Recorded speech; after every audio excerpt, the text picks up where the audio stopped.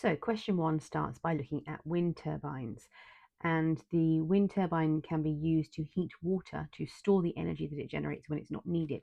And we're asked which energy store increases when water is heated.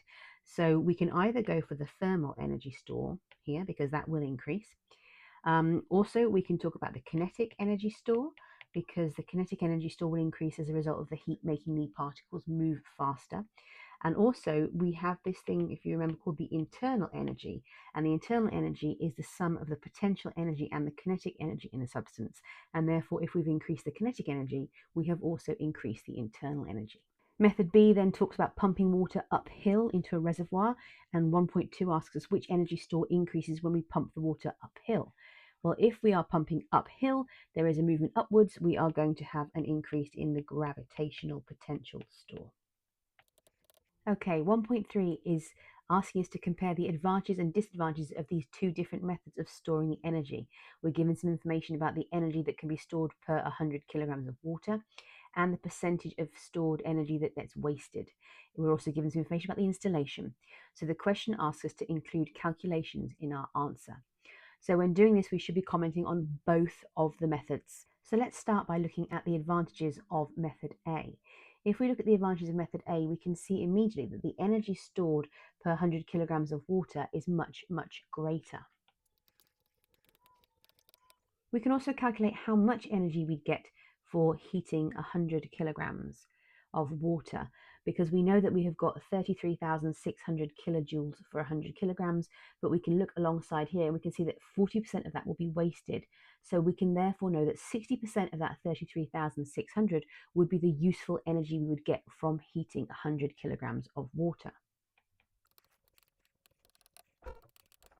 We can then actually work out how much energy is going to be wasted. So now if we look at the disadvantages of this one, we can say, well, okay, 40% of that 33,000 is going to be wasted. So here's another calculation we can use. We can say 40% of that is wasted, and that comes out at 13,440 kilojoules. We can also comment, as we've seen previously, that the efficiency of method A is 60% because we know that 40% is getting wasted. If we now consider method B, we can see immediately a difference between the two because method A can be installed anywhere.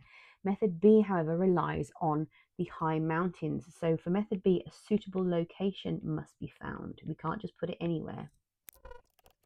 But equally, when we compare method B to method A, we can see that the stored wasted energy here of 25% here means that we have an efficiency of 75%. So this one is actually more efficient than method A. Now, whilst we do get less energy stored per 100 kilograms of water from this method, we can then calculate how much we would actually get. So we can find the useful energy using the pumped method. So this time we take that 490 and we multiply that by our 75%. That will give us 367.5 kilojoules.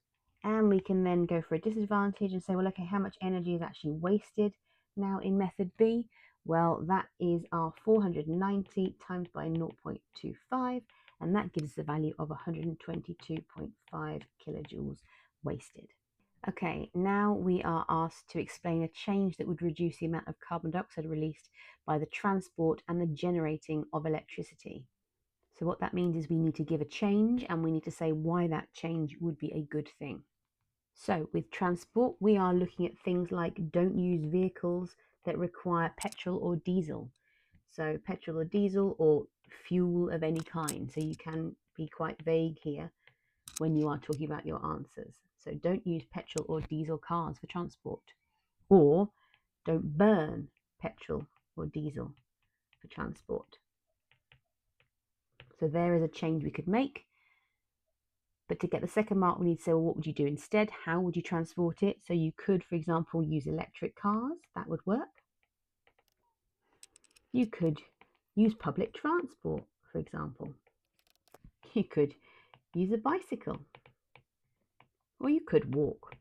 So any alternative suggestion to actually using petrol or diesel cars would get you the second mark there.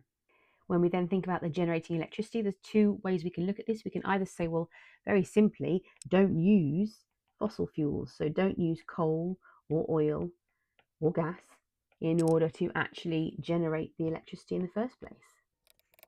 And therefore, the alternative to that would be to use renewables instead. So that would get you 2 marks.